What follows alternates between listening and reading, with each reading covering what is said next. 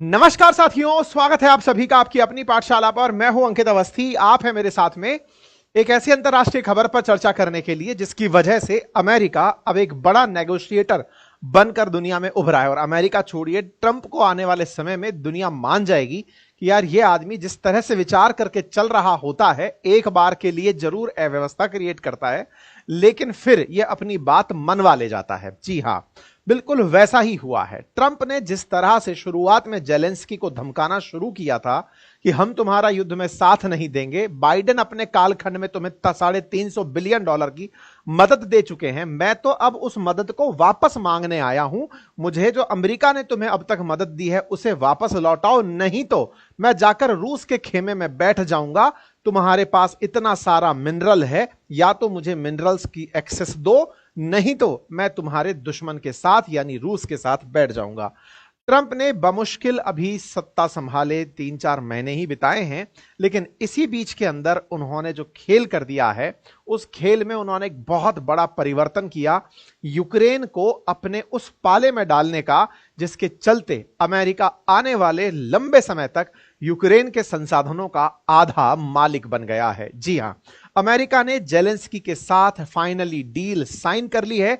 यह वही घटना है जिसके लिए आपने इतना लंबा इतिहास सुना, जिसमें आपने जाना कि कैसे जेलेंस्की को व्हाइट हाउस में बुलाकर ट्रंप ने डांटा था, लेकिन अल्टीमेटली ट्रंप की डांट उस समय तो काम नहीं आई। 2 महीने बीते उस डांट के बाद, और उसके बाद यह ऐतिहासिक तस्वीर निकल कर आई, जिस तस्वीर में अमेरिका की तरफ से उनके ट्रेजरी के सेक्रेटरी और उनकी तरफ से यूक्रेन के प्रतिनिधि दोनों इस डील पर साइन करते हुए दिखाई दिए। एक तरह से कहिए तो ट्रंप ने यूक्रेन को अपनी शर्तों पर झुका दिया और $350 बिलियन की बिन मांगी मदद के बदले यूक्रेन के नेचुरल रिसोर्सेज पर आधी मालिकाना हक कहिए या भागीदारी कहिए पा ली है। यह खबर कितनी महत्वपूर्ण है इसका अंदाजा इनकी सुर्खियों के रूप में लग सकता है कि यूएस और यूक्रेन ने साइन कर लिया है क्रिटिकल मिनरल डील। लंबे टेंस माहौल के बाद ऐसी सुर्खियां अंतरराष्ट्रीय स्तर पर तमाम अखबारों के बीच निकल कर आई। और अगर यूक्रेन और रशिया एक साथ मिल गए हैं तो ऐसे में रूस को क्या संदेश दिया जाएगा, क्योंकि अल्टीमेटली यूक्रेन को अपने पक्ष में लाकर अमेरिका रूस को संदेश देगा, यानी कि जिन पुतिन को अब तक ट्रंप ने खुला छोड़ रखा था कि आप जो चाहे करो, क्योंकि आपको ही खुली मोहलत देकर मैं यूक्रेन को अपने साथ ला सकता हूं। ऐसे में अब अगर यूक्रेन अमेरिका के साथ चला गया है तो रूस का क्या होगा, आज के सेशन में ये सारी बातों की चर्चा होगी।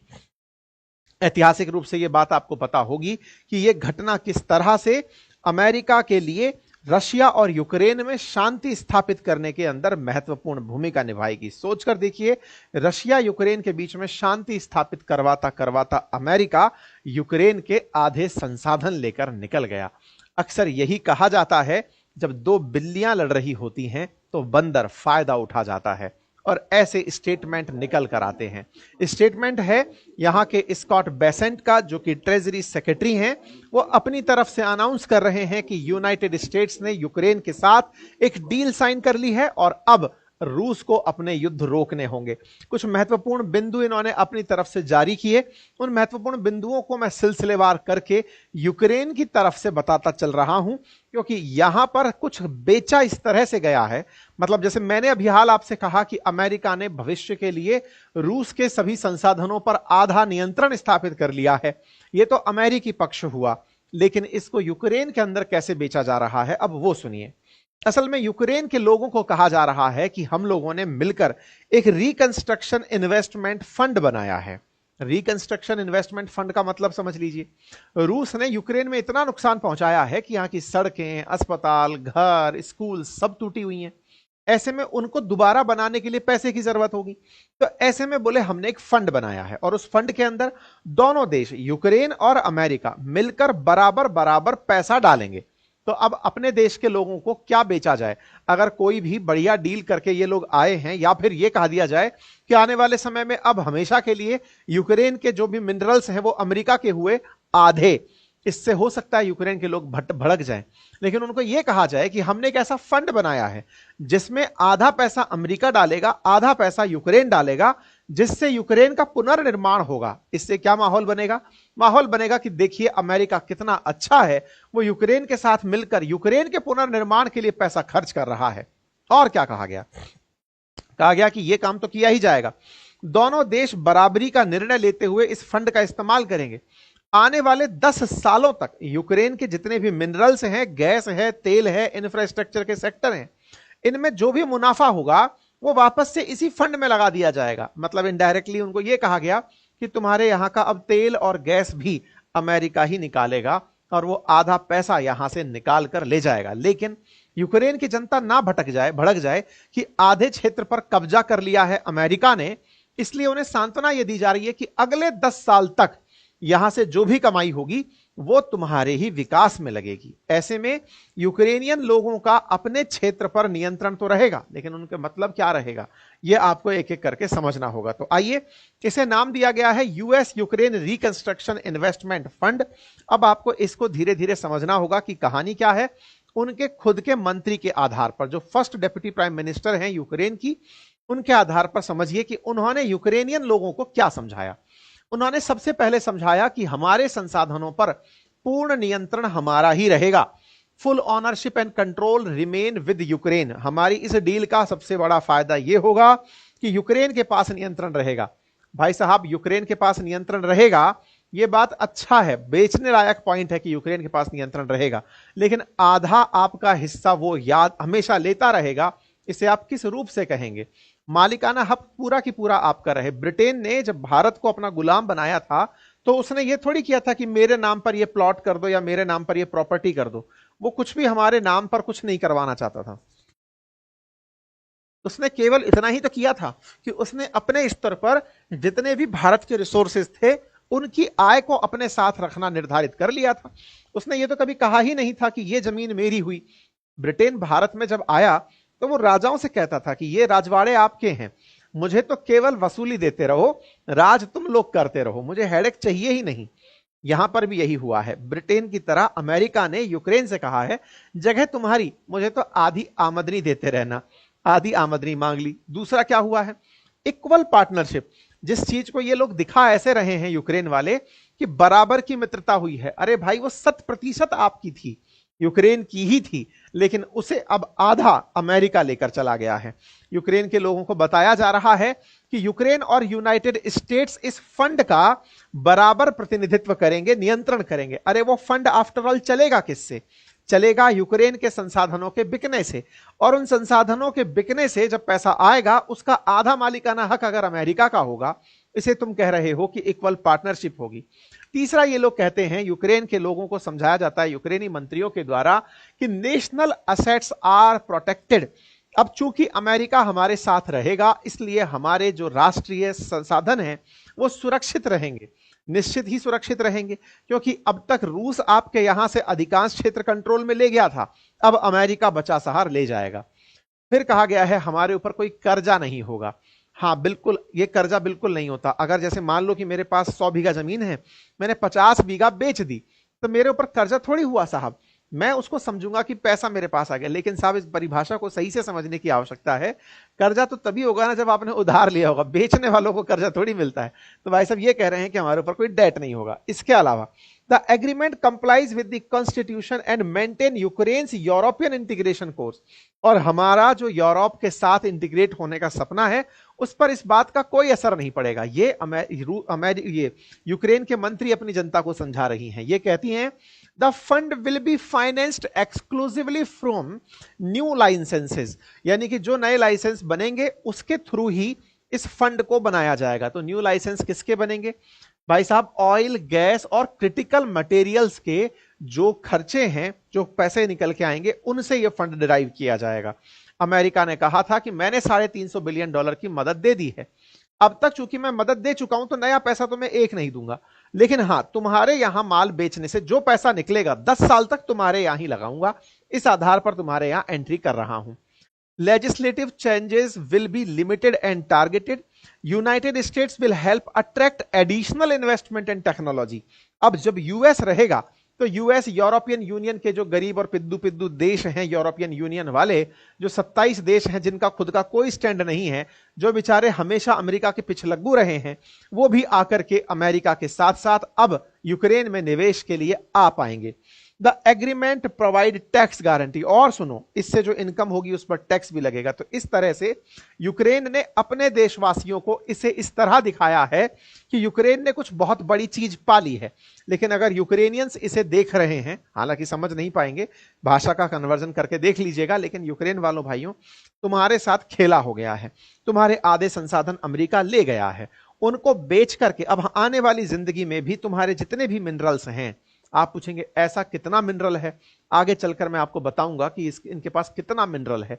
उन मिनरल्स में हमेशा के लिए अमेरिका भागीदार हो गया है। अमेरिका को इन दिनों बहुत जबरदस्त छटपटाहट थी, किस बात की? चाइना को कॉम्पीट करने की रेयर अर्थ एलिमेंट में। चाइना ने उसको बेचना बंद कर दिया है। ऐसे अमेरिका को बहुत जबरदस्त जरूरत थी कि वो रेयर अर्थ एलिमेंट ले। उसके लिए वो या तो ग्रीनलैंड पर कब्जा करता या यूक्रेन पर। उसने यूक्रेन को कब्जे में ले लिया है, उसके आधे संसाधन अपने नियंत्रण में ले लिए हैं। ऐसे में इनके द्वारा जो बातें बताई गई, इस समझौते को बताया यही जा रहा है कि अब अमेरिका हमारे साथ रहेगा, और अमेरिका का साथ रहना इनके लिए कितना महंगा पड़ा वो अब आपके सामने है। अब आप सवाल पूछेंगे कि साहब ऐसे इनके पास मिनरल्स हैं कितने? तो कहा जाता है कि यूक्रेन की इकोनॉमी मिनिस्ट्री के अनुसार 34 मिनरल्स जो दुनिया के अंदर डेटा ज्ञात है क्रिटिकल मिनरल्स के यूरोपियन यूनियन में, उनमें से 22 इनके पास पाए जाते हैं। यूक्रेन के पास रेयर अर्थ एलिमेंट भी 17 का जो मिनरल है वो इनके पास पाया जाता है, जिसमें लेंथेनम, सीरियम, नियोडाइमियम, एसेंशियल जो एलिमेंट्स हैं इलेक्ट्रॉनिक एप्लीकेशंस बनने के लिए, वो इनके पास बड़ी मात्रा में पाए जाते हैं। साथ ही साथ यूक्रेन के क्रिटिकल मिनरल रिजर्व जो है वो 5% जो दुनिया के क्रिटिकल मिनरल रिजर्व है वो यूक्रेन के पास है। 7% ग्लोबल प्रोडक्शन ऑफ टाइटेनियम का यूक्रेन के अंदर होता है। ऐसे में रेयर अर्थ एलिमेंट जो 17 हैं उनका इसके पास पाया जाना इन्हें आने वाले समय में चाइना की जगह रिप्लेसमेंट बनाने के काम में आएगा, क्योंकि चाइना इनको खरीदना, इनको बेचना बंद कर दिया है। रेयर अर्थ एलिमेंट अमेरिका वाले अपने फाइटर जेट्स में, अपने सबमरीन के अंदर, इलेक्ट्रॉनिक गैजेट्स के अंदर यूज करते हैं। अब उनको चाइना ने बेचना बंद कर दिया है। ऐसे में आने वाले समय में जो हाईटेक एप्लीकेशन है या ग्रीन टेक्नोलॉजीज हैं वो सब अमेरिका यूक्रेन से पूरा करता रहेगा। तो रेयर अर्थ एलिमेंट के लिए यूक्रेन का उपयोग अमेरिका बढ़िया से कर पाएगा, क्योंकि यूक्रेन दुनिया का 5% कच्चा माल खुद के पास रखता है। ये इसकी खासियत है। अब अगर इसको मैप पर आप देखें तो यूक्रेन के मैप में जब आप पूर्व की तरफ चलते हैं तो ये लोहांस्क और डोनबास वाला जो क्षेत्र है, इस क्षेत्र के अंदर आपको ग्रेटर डिपॉजिट्स दिखाई पड़ते हैं। हालांकि और क्षेत्रों में भी डिपॉजिट्स दिखाई पड़ते हैं। रूस के द्वारा इसी क्षेत्र के लगभग एक बड़े हिस्से पर, 25% हिस्से पर कब्जा किया हुआ है। रूस ने जिस क्षेत्र पर कब्जा किया हुआ है वो इटसेल्फ बड़ी मात्रा में ऐसे मिनरल्स रखता है। तो अमेरिका उस क्षेत्र पर जहां रूस ने कब्जा कर रखा है, हो सकता है यूक्रेन को उसका भी ख्वाब दिखाए कि मैं तुम्हें उस क्षेत्र को भी लाकर दूंगा, मैं रूस से नेगोशिएट करूंगा। अंदाजा बताया जाता है कि 958 बिलियन डॉलर के, 958 लाख करोड़ रुपए के दुर्लभ खनिज जो हैं वो यूक्रेन के पास उपस्थित हैं। अलग अलग डेटा है मार्केट के अंदर उपलब्ध, जिसमें कहा जाता है कि यहां पर बहुत सारा मिनरल उपलब्ध है, और ऐसे मिनरल में रूस ने बड़े सारे क्षेत्र पर कब्जा किया हुआ है। जो इसका डोनबास वाला रीजन है वहां पर बड़ी मात्रा में रूस ने लोहांस्क और डोनास्क क्षेत्र के अंदर जहां कब्जा किया हुआ है वो रूस का मिनरल रिच एरिया है। ऐसा कहा जाता है कि लगभग 26 ट्रिलियन मिनरल्स की, 26 ट्रिलियन डॉलर की वर्थ है, जो कि रशिया के द्वारा यूक्रेन के मिनरल्स पर कब्जा कर लिया गया है। 70% यूक्रेन का जो मतलब मिनरल वेल्थ है वो इस समय रूस के कब्जे में है। ऐसे में अमेरिका उसे अगर वहां से छुड़ा देता है तो यूक्रेन के लिए एक विन विन सिचुएशन है। अब आपके दिमाग में एक प्रश्न बनने लगेगा कि यूक्रेन तो बड़ा बेवकूफ निकला, वो ऐसा कर क्यों लिया? तो देखो ये आंसर सामने है। जो क्षेत्र ऑलरेडी रूस के कब्जे में जा चुका है, रूस को यूक्रेन टक्कर नहीं दे सकता। रूस एक न्यूक्लियर पावर्ड कंट्री है, यूक्रेन के पास न्यूक्लियर वेपन नहीं है। दुनिया का कोई भी देश यूक्रेन को लॉन्ग रेंज मिसाइल देने को तैयार नहीं है, क्योंकि पुतिन ने धमका रखा है कि अगर 200 किलोमीटर से दूर जाने की मिसाइल इसको दे दी तो मैं उस देश के खिलाफ मोर्चा खोल दूंगा। ऐसे में यह तो तय है कि यूक्रेन रूस को हटा नहीं सकता। अब हटा नहीं सकता तो अब क्या करे? तो इसको कहा जाता है खाया नहीं तो ढुलाया सही। कम से कम यह तो हुआ कि जो क्षेत्र कब्जे में चला गया, अब वो चला गया, उसको भी अगर लाना है तो उससे बड़ी ताकत को साथ लाना होगा। तो अमेरिका को इसीलिए साथ लाया गया कि सर देखो, हमारा क्षेत्र भी अगर आप निकलवा पाए तो हम, अब देखो यूक्रेन ऐसा मान रहा है जो चला गया उसका आधा भी यूक्रेन को मिला तो यूक्रेन के लिए तो भला है। और अमेरिका का इतिहास रहा है कि उसने जापान को, साउथ कोरिया को बहुत अच्छे से ग्रो करवाया है। ऐसे में यूक्रेन को लगता है कि अगर अमेरिका के संरक्षण में रहेंगे तो फ्यूचर में हम ग्रो कर जाएंगे। ऐसा सोचते हुए यूक्रेन इनके साथ में आ चुका है। अब देखना यह होगा कि अब पुतिन इस चीज को लेकर क्या रिएक्ट करते हैं, क्योंकि यह तय है कि अगर अमेरिका ने यह डील कर ली है कि 50% माल हमारा, तो अमेरिका तो यह भी कहेगा कि जो कब्जे में है पुतिन के उसमें भी 50% हमारा है। ऐसे में पुतिन को हटने के लिए विवश किया जा सकता है। इसी के चलते यूक्रेन जिसे मास्टर स्ट्रोक बता रहा है, पुतिन के लिए यह एक बड़ा चैलेंज बनता जा रहा है। हालांकि यूक्रेन के राष्ट्रपति ने इस मामले को, डील को करने में बहुत जबरदस्त नेगोशिएशन किए हैं। 2 महीने तक उन्होंने प्रॉपर तरीके से इस बात के ऊपर विमर्श किया है। ट्रंप को इस हालात तक पहुंचा दिया कि ट्रंप इस पूरे मसले से दूर होने को तैयार हो गए थे, लेकिन फिर भी जेलेंस्की उन्हें डील करने में कामयाब करा ले गए हैं। तो एक तरह से जेलेंस्की इसे अपनी विन बताएंगे, ट्रंप इसे इसलिए विन बताएंगे क्योंकि अमेरिका की बाइडेन सरकार ने तो यह फंड यूं ही दे दिया था बिना वापसी के मांगे। तो ट्रंप कम से कम यूक्रेन के अंदर जिंदगी भर के लिए एक इतना सारा संसाधन का खजाना जो ले आए, तो यह ट्रंप की भी जीत है। जेलेंस्की की जीत इसलिए है क्योंकि वो पुतिन को टक्कर देने के लिए एक बड़ी ताकत को अपने साथ लेकर आ चुके हैं। कुल मिलाकर के अब युद्ध और इंटरेस्टिंग होंगे, क्योंकि ट्रंप का ऑफर जब मिल रहा था वो भी बड़ा क्रिटिकल टाइम था, वो स्थिति बीच में अटक गई थी। लेकिन जब अभी पोप मरे तो उस समय पर ट्रंप और जेलेंस्की की मुलाकात वेटिकन सिटी में कुछ इस तरह हुई थी, और इस मुलाकात को ही सबसे बड़ा टर्निंग पॉइंट माना गया था। भारत की तरफ से भारत की राष्ट्रपति यहां गई थी। इस मुलाकात से यह अर्थ निकाला जा रहा था कि ये दोनों ही बैठकर इस विषय पर चर्चा किए कि हम इसे आगे लेकर कैसे निकलें। फाइनली ये लोग आगे निकले, मिनरल डील बनकर के आई, ट्रंप की इसमें विजय हुई, और विजय के साथ साथ अमेरिका को भी इसमें लाभ हुआ क्योंकि चाइना को वो प्रॉपर काउंटर कर पाएगा। लेकिन यूक्रेन के लिए अपने आप में इसे एक नई मोहलत माना जा रहा है, क्योंकि आने वाला समय उसे अमेरिका की सुरक्षा दिलवाएगा, पुनर्निर्माण के लिए धन दिलवाएगा, और अमेरिका अगर साथ होगा तो दुनिया के बहुत से देश यूक्रेन के साथ होंगे। लेकिन वहीं चुनौतियों की अगर हम बात करें तो हमेशा के लिए यूक्रेन ने अपने आधे संसाधन अमेरिका को दे दिए हैं, तो ये यूक्रेन के लिए एक बहुत बड़ी लूज भी मानी जा सकती है, लॉस भी माना जा सकता है। अब पुतिन इस बात पर क्या विचार करते हैं, क्योंकि ट्रंप और पुतिन आने वाले समय में आमने सामने होंगे। पुतिन ने इसको, यानी कि यूक्रेन के खिलाफ, मतलब इसने, ट्रंप ने, पुतिन या रशिया ने इसको बुरी तरह से इग्नोर कर दिया है कि ये कुछ नहीं है। लेकिन इसी बीच में जब ये डील हुई, उसी बीच में रूस ने फिर से ड्रोन हमला किया यूक्रेन पर, और उसमें 9 लोगों के मारे जाने की खबर निकल कर आई है। साथ ही साथ ट्रंप ने जो इतने दिन से यूक्रेन की मदद रोकी हुई थी वो फिर से बहाल कर दी है। $50 मिलियन के इन्हें डिफेंस आर्टिकल्स बेच दिए गए हैं। तो फिर से एक वार फ्रंट पर बढ़िया कुछ एक्शन होते हुए देखने को मिल सकते हैं। इस बीच में आपके दिमाग का बड़ा प्रश्न यह हो सकता है कि सर हमारे यहां पर वार फ्रंट का क्या हुआ, हमारे यहां सब सेटल हो चुका है, सब ऐसा ठंडा हो चुका है जैसे कुछ हुआ ही नहीं था, और या फिर हमको यह एहसास दिलाया जा रहा है कि ठंडक रखो, जब तुम सब लोग अपने अपने काम में बिजी हो जाओगे तब हम कुछ करके दिखाएंगे, हम नहीं चाहते कि तुम हमें प्रेडिक्ट कर लो। तो अपना वार फ्रंट तो जो भी है, वर्ल्ड के अंदर जो रियल में लोग लड़ रहे हैं उनकी न्यूज आपने अगर सुनी, आपको कुछ समझ में आई हो, अपने आप को लेकर कुछ भाव पैदा हुआ हो, तो वो बात अपने कमेंट बॉक्स में जरूर रखिएगा। फिलहाल के लिए इतना ही। साथियों, इस रविवार यानी कि परसों के दिन सुबह 11 बजे मैं आप लोगों के लिए एक फ्री वेबिनार लेकर आ रहा हूं, एक मास्टर क्लास लेकर आ रहा हूं। लिंक कमेंट बॉक्स में है उस एप्लीकेशन का जहां पर आप इस क्लास को ज्वाइन कर सकते हैं। आप में से बहुत सारे यूथ ऐसे हैं जो कुछ अमाउंट कमाते तो हैं लेकिन कभी भी सेविंग को लेकर के थॉट विकसित नहीं कर पाते। अगर आप भी चाहते हैं कि आप अपना पहला करोड़ कैसे बनाएं, उसका एक रास्ता तय किया जाए, उसकी एक जर्नी है, उस सेविंग की प्रक्रिया को आप और हम बैठ करके डिस्कस करें कि आपके पास भी अपना 1 करोड़ मिनिमम कैसे पहुंचे, उसको सेव करने का, उसके लिए राइट निवेश करने का तरीका क्या हो, तो ज्वाइन करिए हमारी वेबिनार को। लिंक कमेंट बॉक्स में दिया हुआ है, आप अभी से अपनी सीट रिजर्व कर लीजिए। रविवार को सुबह 11 बजे मुलाकात होगी बातें बाजार की पर, और वो भी फ्री ऑफ कॉस्ट। ठीक है, इसी के साथ साथ हमारे साथ अगर आप अपनी पाठशाला एप्लीकेशन पर जुड़कर कुछ पढ़ना चाहते हैं तो अपनी पाठशाला एप्लीकेशन पर मेरे कोर्सेज यूपीएससी और स्टेट पीसीएस फाउंडेशन के उपलब्ध हैं, जिन्हें आप एक्सेस कर सकते हैं। साथ ही साथ अगर आप मेरे हैंड रिटन नोट्स अपने घर मंगाना चाहते हैं तो वो अपनी पाठशाला एप्लीकेशन पर उपलब्ध हैं, उन्हें आप एक्सेस कर सकते हैं। Thank you so much.